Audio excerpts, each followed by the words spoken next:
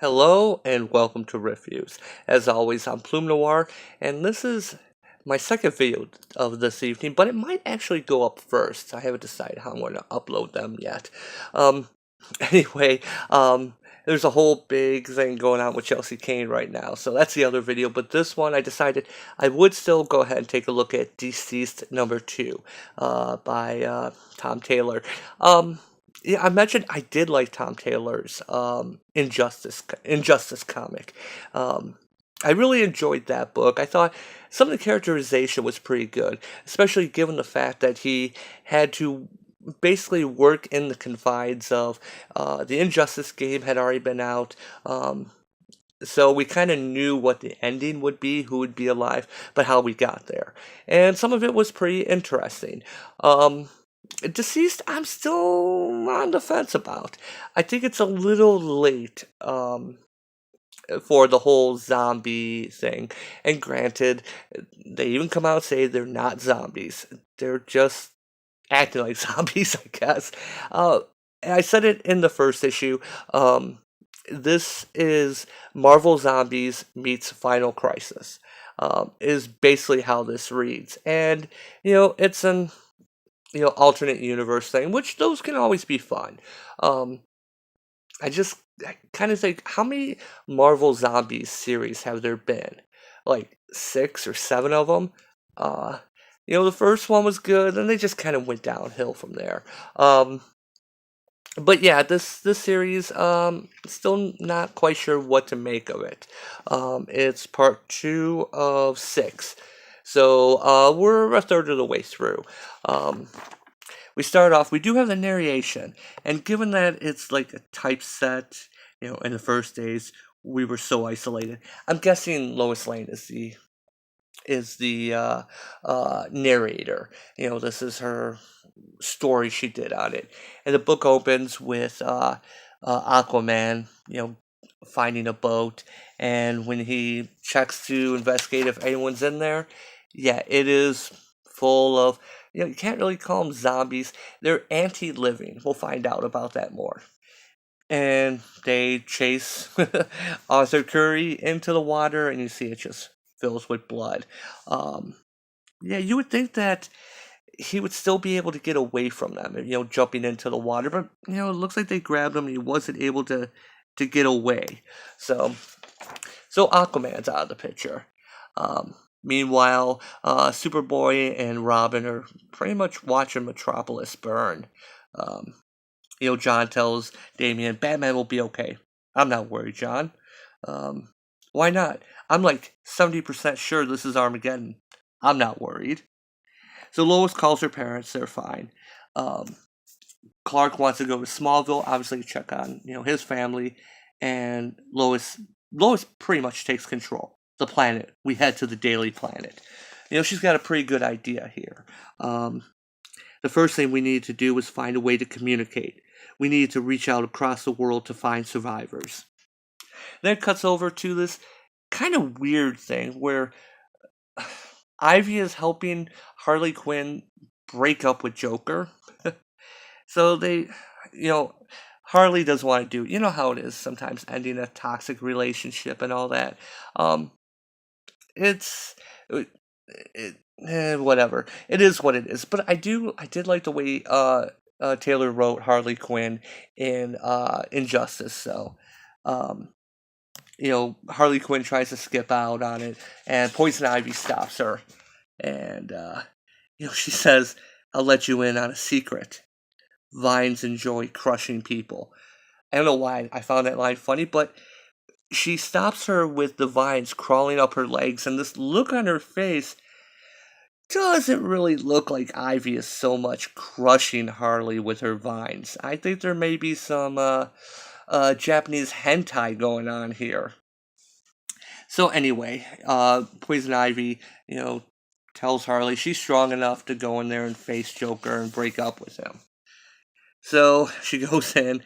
I've been thinking, I know you don't like when I do that. I guess that's part of the problem. I've been talking to Ivy, and no, this isn't about that sweet, crushing vine, whispering flower goddess. That's not fair. This is my decision. Pudding, I'm here to say, our life is over. but we see that the Joker is infected. Oh god, now that's even horrific when someone like the Joker is infected. So then we cut to this weird scene. I shouldn't say weird. This interesting scene where after they fought Darkseid, they fought Darkseid in the first issue. Um, Black Canary and Green Arrow take Green Lantern out camping, and there's some funny conversation here. The dialogue. I hate camping. I don't know why I'd let you two talk me into this. And you're weak-willed, Hal.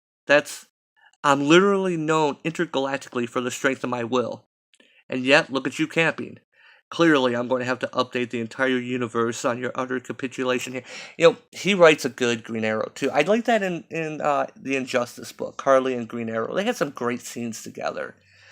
So, they try to start us, they're going to start a sing-along, whatever, but Hal decides he's going to turn in and go to bed.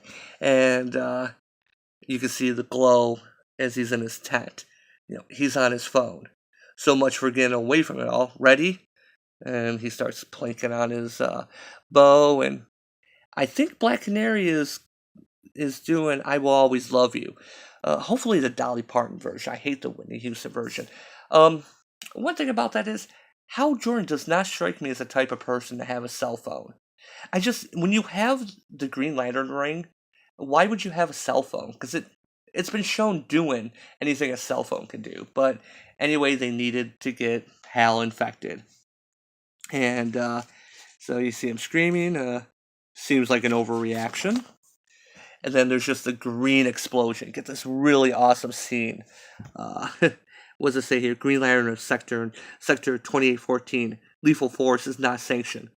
So when he's trying to kill him, the ring is actually stopping him from doing it.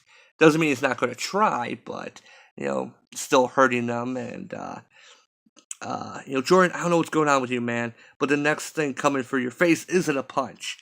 And Hal is making these. I think it says a lot when the Hal is always so focused. This is so crushing mind range. Sorry, my throat's starting to cut out on me here.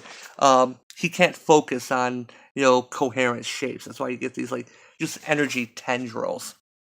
And we get this awesome scene of Black Canary where she sees that Ali is about to be taken out by Hal, and she just lets open her sonic scream, and Hal cannot handle it.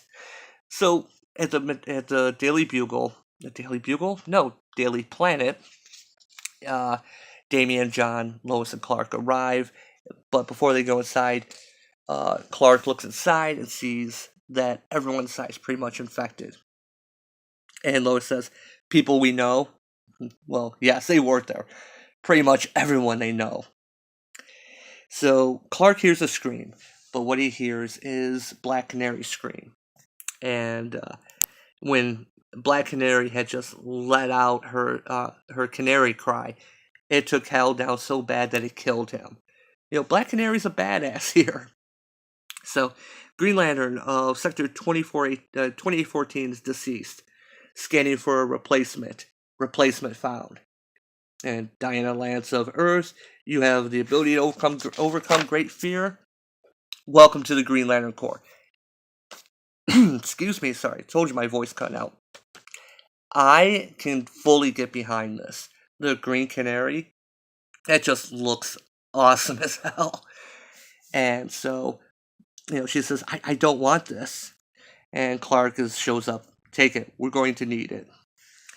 So then they rendezvous back at the Daily Planet.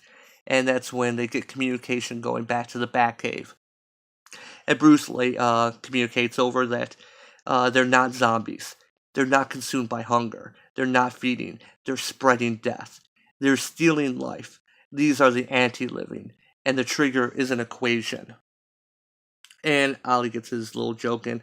I always knew math would doom us all. Listen carefully. I'm almost out of time. Being infected. I'm examining my own blood. So yeah, at the end of the last issue, Batman was attacked. He fought off the Robins and Nightwing, but he's going down. He's actually using Mr. Freeze's suit to slow down his metabolism to stop the infection while he's investigating. And there's a reason why Alfred's back there with a shotgun at the ready. Using the cold to slow down my metabolism, decreasing the spread of the virus within me. But it'll soon be all over. So yeah, this is Batman explaining what's going on. Basically giving the narration so that they have the information to take out to everybody and what it actually is. And I'm going to stop it right there. This actually went pretty quickly.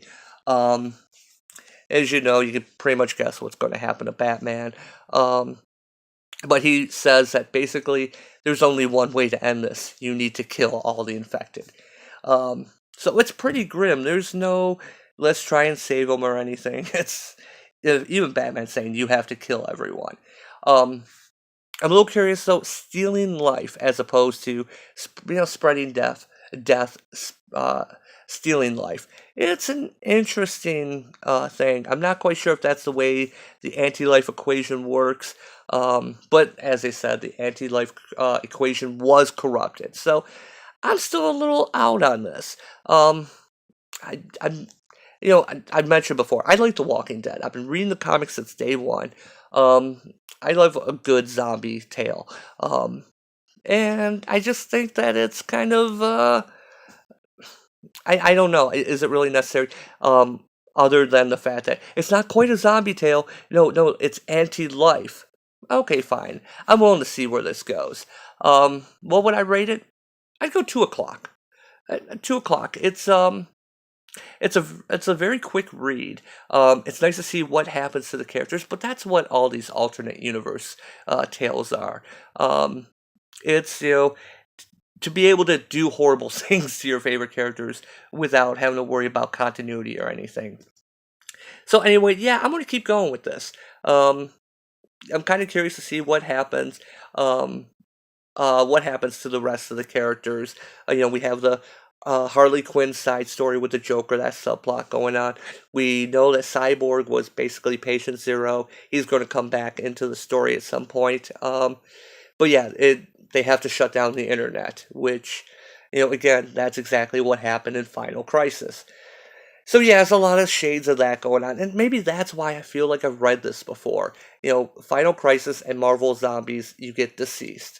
So, but I'm going to keep going with it. I give it a 2 o'clock. It's not bad. And some of the art's pretty good. And yeah, that Green Canary, I can totally get behind that. That's just an awesome, how you can make Green Lantern scary right there.